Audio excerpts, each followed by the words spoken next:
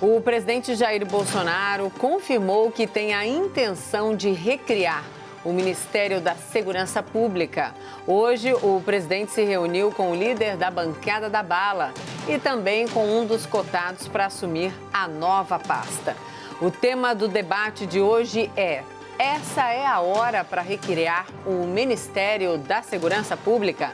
Os nossos debatedores são Augusto de Arruda Botelho, advogado especialista em direito penal. Boa noite, Augusto. Boa noite, Mona Lisa. Boa noite, Caio. E Caio Coppola, bacharel em direito e comentarista político. Boa noite, Caio. Boa noite, Mona Lisa. Boa noite, doutor Augusto. Boa noite, espectador da CNN. Hoje começamos com você, Caio. Por favor, então, suas primeiras considerações. Ótimo.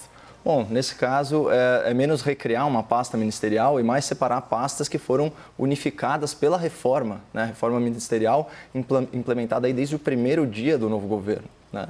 Essa reforma ela se deu por meio da publicação da medida provisória 870, né, que reestruturou aí os órgãos governamentais e reduziu sensivelmente o número de ministérios. A gente foi de 29 para 22 pastas, né? Então, a SMP ela foi convertida em lei, né, após apreciação pelo Congresso Nacional, e somou-se a ela o decreto presidencial que extinguiu mais de 20 mil cargos, funções comissionadas e gratificações no serviço público. Essa reforma ela foi avaliada positivamente pelo mercado e pelo eleitorado, até porque reforçou o compromisso dessa nova administração com o enxugamento da máquina pública e o combate à ineficiência estatal. Mas voltando aí ao tema especificamente, a ideia de unificar o Ministério da Justiça e da Segurança Pública, ela nasce praticamente ao mesmo tempo que a vontade de desmembrá-lo, né? Tanto que o senador por São Paulo, o senhor Major Olímpio, ele quase apresentou uma emenda à medida provisória 870 para recriar o Ministério da Segurança Pública. Ele foi dissuadido pelo próprio presidente, que à época não queria passar pelo desgaste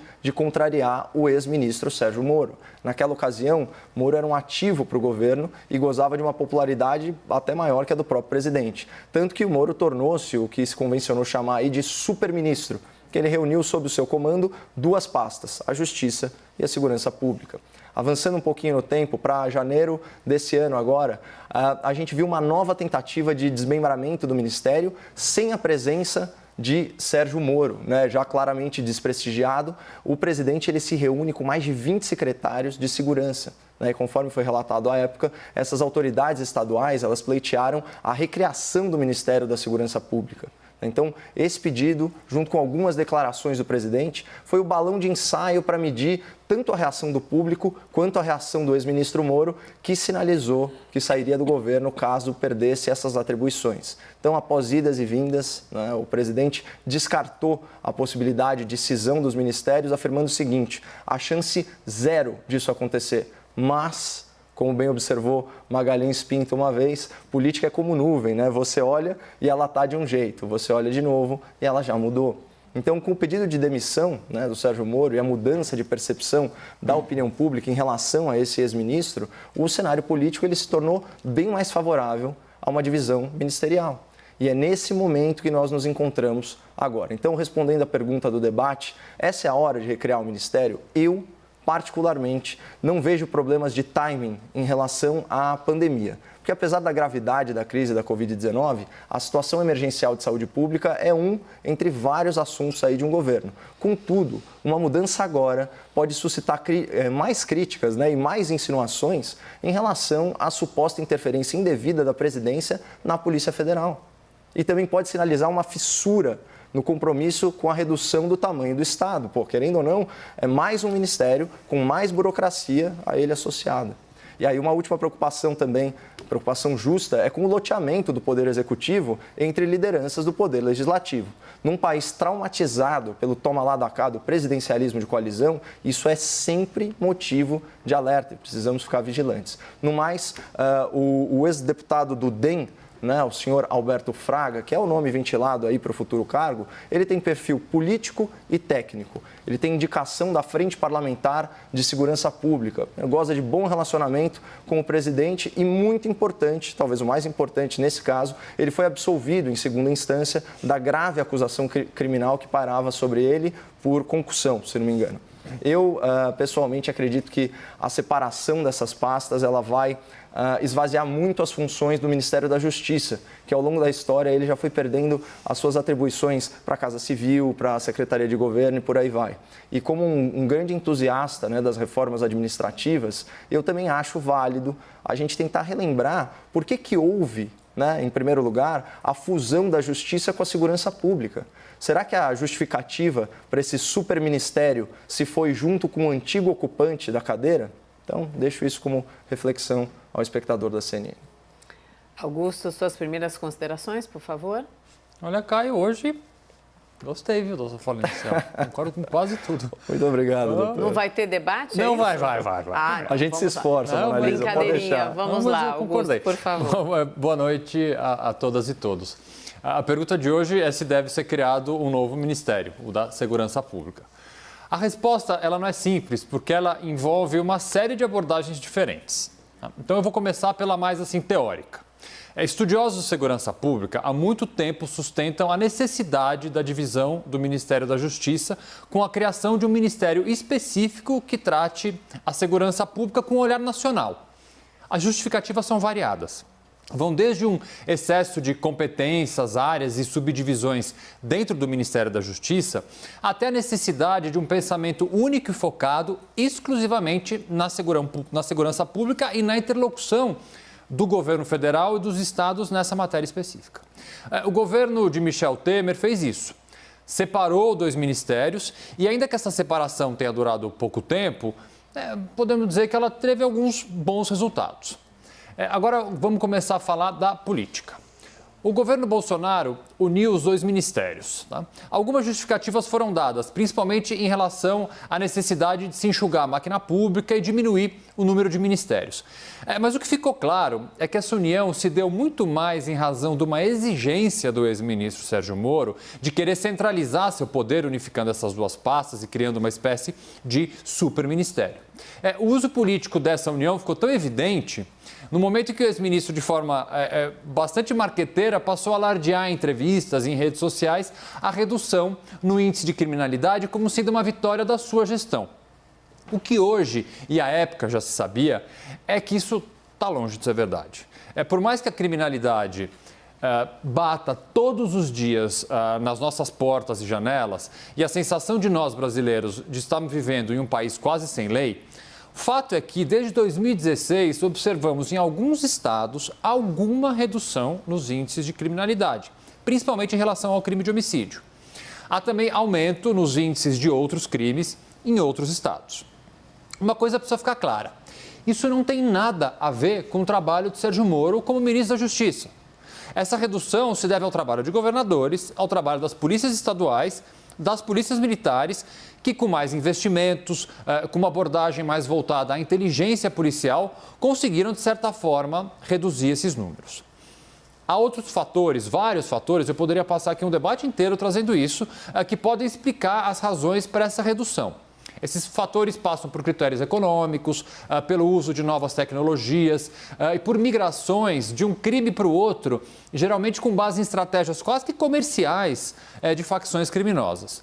Mas o fato concreto é que Sérgio Moro trazia para si esse mérito e isso, por certo, incomodou o presidente Bolsonaro. Tal fato foi motivo de embates públicos divulgados pela imprensa entre o presidente e seu ex-ministro, inclusive. Eu me recordo de várias publicações do Sérgio Moro nas redes sociais, por exemplo, se vangloriando dele ter isolado lideranças de facções criminosas.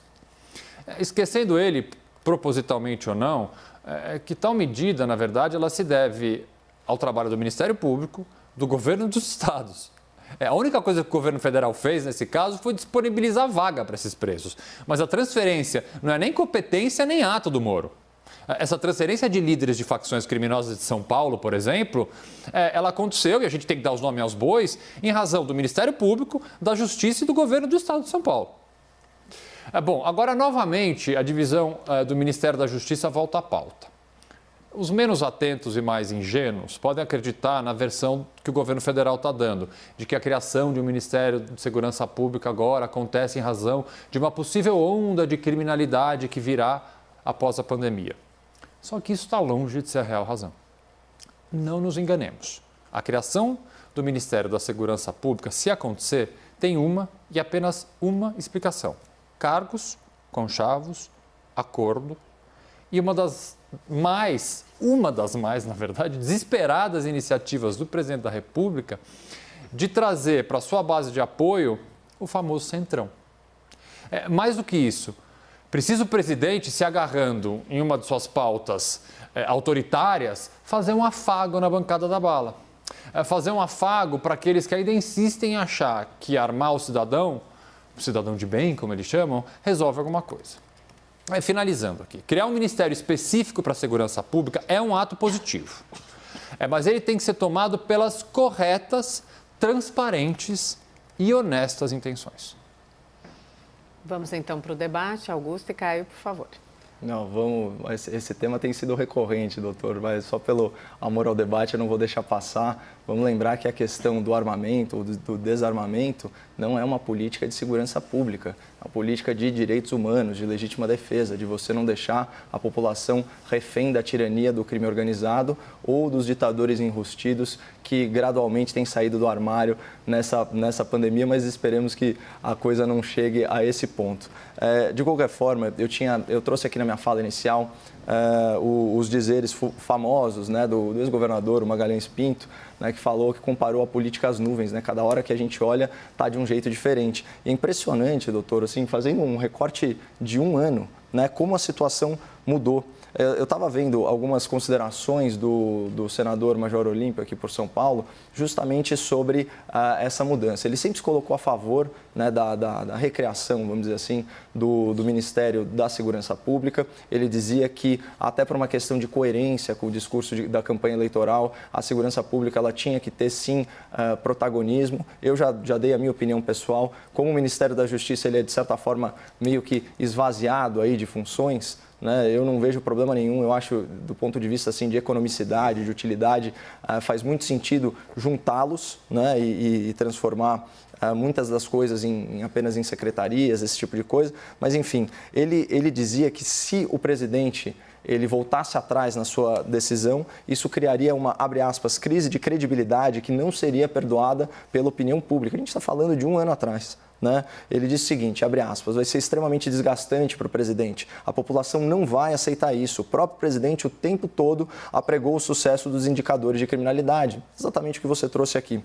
É inegável que Moro encabeça isso. Não temos nenhum fato relevante que justifique a retirada de força do ministro, a não ser questões de ordem pessoal ou política, ciúmes de quem deliberadamente quer enfraquecer o Moro.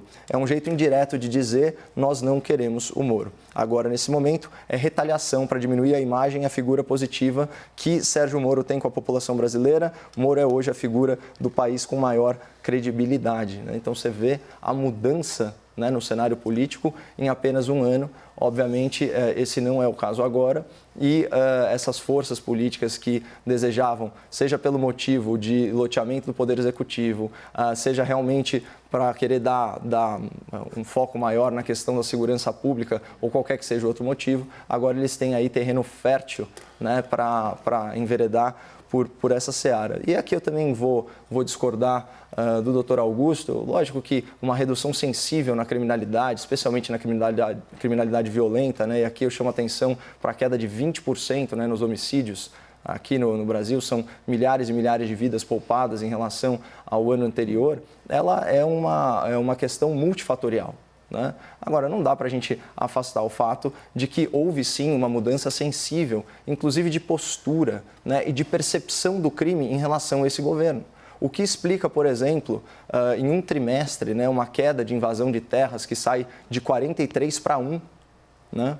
Você vê, não houve nenhuma mudança de legislação, houve apenas a troca do governo, né, que tem uma postura muito diferente, muito menos leniente, muito menos permissiva em relação a desrespeito à propriedade privada. E, de fato, sob a gestão do ex-ministro Sérgio Moro, houve sim um controle maior das penitenciárias, houve ações integradas entre a Polícia Federal e a Polícia Rodoviária Federal, recorde na apreensão de entorpecentes, esse é outro ponto positivo, o isolamento das lideranças do PCC, a qual você se referiu, mas que tem uma participação, pode não ser com protagonismo, protagonista, mas como coadjuvante do Ministério da Justiça e da Segurança Pública, e também uma tentativa genuína de estrangulamento financeiro, né, do crime organizado. Então, acho que isso também tem que ser reconhecido, nem tanto ao céu, nem tanto ao mar. Acho que a gente consegue achar um meio termo, porque, de fato, assim, grandes fenômenos tendem a ter uma explicação multifatorial. Eu acho que é o caso aqui.